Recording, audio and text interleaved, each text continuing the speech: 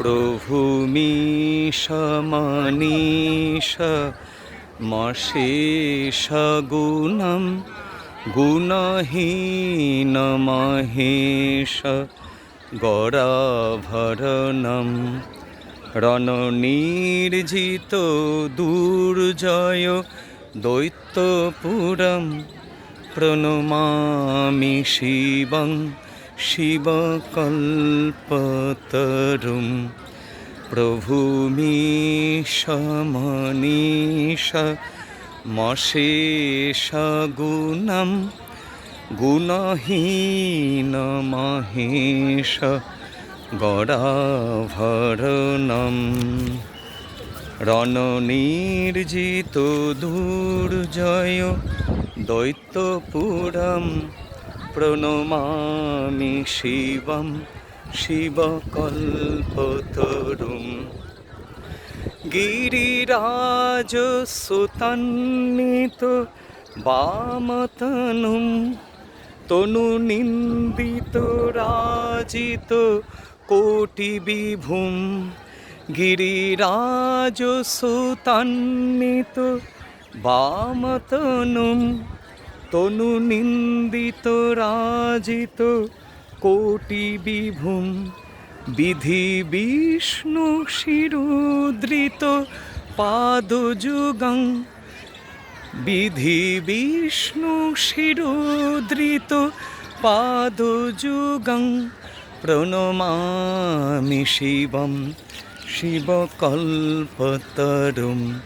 প্রভু মিশা মনীষা মশেষ গুণম গুণহীন মহেশ গরাভরণম রণনির্জিত দুর্জয় দৈত্যপুরম প্রণমামি শিবং শিবকল্পতরুম প্রণমামি শিবং শিবকল্পতরুম প্রণমামি শিবং শিবকল্পতরুম প্রণমামি শিবং শিবকল্পতরুম প্রণমামি শিবং শিবকল্পতরুম। কথায় বলে কি জানেন, কারোর কখনো ভালো করতে নেই। একটা কথা আছে না, কারণ ভালো করতে গেলে বরং উল্টে হাজারটা সমস্যায় পড়তে হয়। তা সেই অভিজ্ঞতা এবার আমার হলো, একেবারে হাড়ে হাড়ে টের পেলাম। আমি ঠাকুরের অর্থাৎ দেবাদিদেব মহাদেবের উপকার করতে গেছিলাম, আর সেই উপকার করতে গিয়ে আমার যা নাজেহাল অবস্থা হলো যে সে কি বলবো। ঠাকুর আমার 996 টাকা নিয়ে নিল। অনেক অনুরোধ করে 60 টাকা ফেরত দিয়েছে। 8 টাকা ফেরত দেবে কিনা জানি না। রবিবার দিন সকালে এসে দেখি গোলাপি রঙের এক অদ্ভুত রাজকীয় পোশাক পরে তিনি বসে আছেন রাজেশ্বর হয়ে। আমি বললাম যে তুমি তো গরিব, তুমি কোথায় এই টাকা পেলে এই পোশাক কেনার? কোনো উত্তর দিল না। তো এইসব কেন হলো, কি কারণে, সেই ঘটনার কথা বলি। 15 ফেব্রুয়ারি ছিল শিবরাত্রি, তার আগে 14 ফেব্রুয়ারি ছিল ভ্যালেন্টাইন ডে, এই ফুলের দিন আর কি, ভালোবাসার দিন। তা আমি 8 ফেব্রুয়ারি যেদিন প্রপোজ ডে ছিল সেদিনকে না আদ্যা মায়ের মন্দিরে আদ্যাপীঠে দেবাদিদেব মহাকালকে বললাম সন্ধ্যাবেলা যে বাবা তুমি এই সাপখোপ নিয়ে থাকো, সংসারে আছো ঠিকই কিন্তু যেন সংসারের প্রতি কোনো আকর্ষণ নেই। গঞ্জিকা সেবন করো নন্দীভিঙ্গির সঙ্গে, আর এখানে ওখানে ঘুরে বেড়াও। সত্যিকারেই আদ্যাপীঠে মহাকাল সাপ নিয়ে থাকে, মহাকাল মন্দিরে সাপ আছে। বাবা যাদের ভালোবাসে, কৃপা করে, তাদেরকে সেই সাপ দেখায়। সবাই দেখতে পায় না, সে প্রসঙ্গ এখানে বলা যাবে না, তাহলে অন্য দিকে চলে যাবে ভিডিওটা বা আমার বক্তব্যটা। তা হলো কি, আমি বললাম যে বাবা তুমি যে এইভাবে মানে উদাস হয়ে থাকো, এইভাবে জীবনযাপন করো, তার কারণটা, আসল কারণটা আমি জানি। তোমার বউ একেবারে কুচকুচে কালো, মানে যাকে নামই আর কি কালি, এবং তার ফলে হয়েছে কি তোমার এই কালো বউ, তোমার আর কি মানে বউয়ের রং এত কালো, সেই দুঃখে তুমি এই রকম জীবনযাপন করো। তা শোনো, সামনে ভ্যালেন্টাইন ডে আসছে, তাই এই ভ্যালেন্টাইন ডে এই সময় আমি না তোমাকে, তোমার বউকে ফেয়ার অ্যান্ড লাভলি ক্রিম কিনে দেবো। তুমি তা তোমার বউকে কালীকে মাখতে বলবে। এই কথা শুনে কি আর বলবো, দেবাদিদেব মহাদেব তো বটেই, সঙ্গে তার বউ কালী, দুইজন আমার উপর ভয়ঙ্কর রেগে গেল। আর রেগে গিয়ে করলো কি, বাবা তার মাথার যে গঙ্গাটা, সেই গঙ্গাটা পুরো আমার মাথায় চাপিয়ে দিল। কি বলবো বলুন, আমি কি করে সহ্য করব? তারপরে হলো কি, 11 ফেব্রুয়ারি বুধবার দিন থেকে আমার সে প্রচণ্ড খক আর ঠান্ডা লাগলে যা যা হয় আর কি। ঠান্ডা তো টুকটাক লাগে, সেটা তো আলাদা ব্যাপার, সেরেও যায়। কিন্তু এবার যে ঠান্ডাটা আমার লাগলো, সেটা আমার একবার মনে আছে, ছোটোবেলায় আমার বাবা তখন বেঁচে ছিল, 1994 সাল, তখন একবার এই রকম ঠান্ডা লেগেছিল, ভয়ঙ্কর আর কি। বুধবার দিন 11 ফেব্রুয়ারি আমি মঠে এলাম, ঠাকুরকে বললাম, মাকে বললাম, কোনো পাত্তাই দিল না, বুঝতে পারলাম।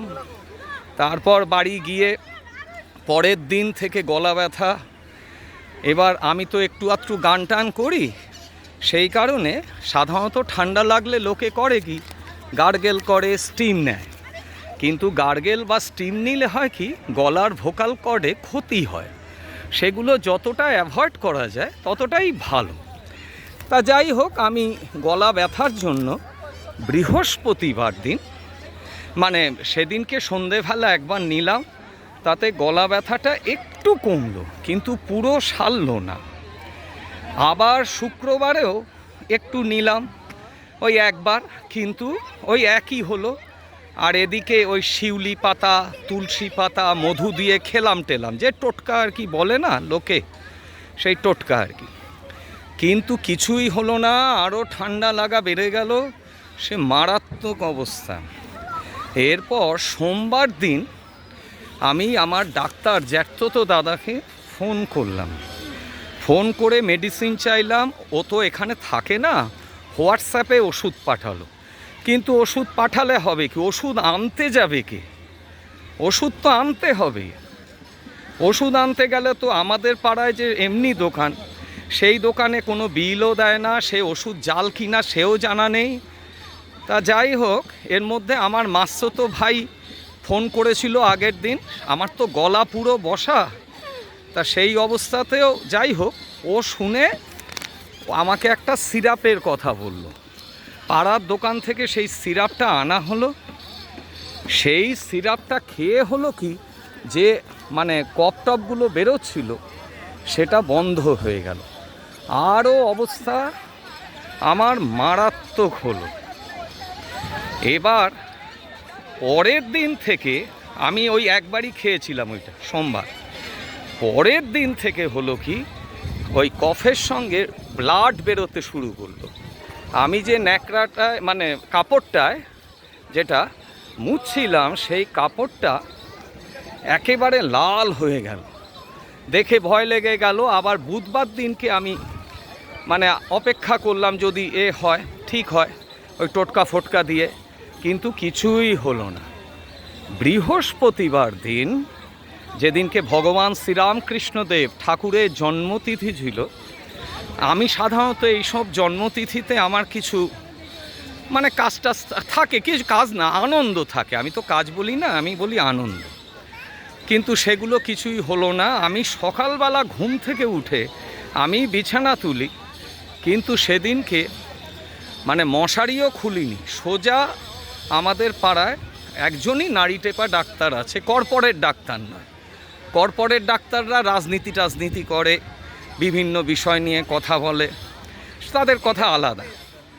কিন্তু একজনই নাড়ি টেপা ডাক্তার আছে। নাড়ি টেপা ডাক্তার মানে যে রোগের উৎসমূল খুঁজে বার করবার চেষ্টা করে এবং অনেকটাই পারে, এবং এরা বায়োকেমিক্যাল রিপোর্ট দেখে কখনো ট্রিটমেন্ট সাধারণত করে না, এরা রুগীকে দেখে করে।